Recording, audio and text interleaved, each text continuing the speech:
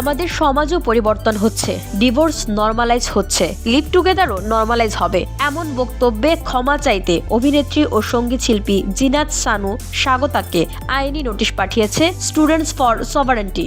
এ নিয়ে দ্বিতীয়বারের মতো আইনি নোটিশ পেলেন ছোট পর্দার এই অভিনেত্রী। বৃহস্পতিবার ঢাকা বারের আইনজীবী ব্যারিস্টার ওমর ফারুকের মাধ্যমে সংগঠনটির আহ্বায়ক মোহাম্মদ জিয়াউল হক এই নোটিশ পাঠান। নোটিশে বলা হয়, 3 কার্যদিবসের মধ্যে অভিনেত্রী স্বাগতাকে লিভ টুগেদার বিষয়ক বক্তব্য প্রত্যাহার পূর্বক ক্ষমা চেয়ে গণমাধ্যমে বিবৃতি প্রকাশ করতে হবে, অন্যথায় তার বিরুদ্ধে প্রয়োজনীয় আইনানুগ ব্যবস্থা গ্রহণ করা হবে। আইনি নোটিশের বিষয়ে স্টুডেন্টস ফর সভারেন্টির আহ্বায়ক মোহাম্মদ জিয়াউল হক বলেন, অভিনেত্রী স্বাগতার বক্তব্যে বাংলাদেশের চিরায়ত সমাজ ব্যবস্থা ভাঙনের ষড়যন্ত্রের গন্ধ পাচ্ছি আমরা। তার বক্তব্যটি বাংলাদেশের মানুষের বিশ্বাস ও মূল্যবোধগত সার্বভৌমত্বের পরিপন্থী, যা একটি সামাজিক অপরাধ। ডিভোর্স নর্মালাইজ হওয়া কোনো ভালো ব্যাপার নয়, আর লিভ টুগেদার বাংলাদেশের আইনে নিষিদ্ধ।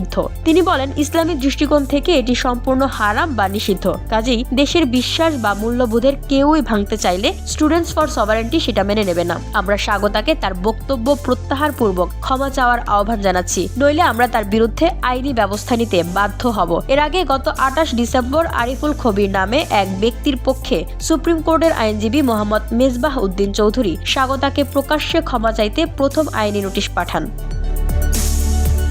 VOD Bangla news desk.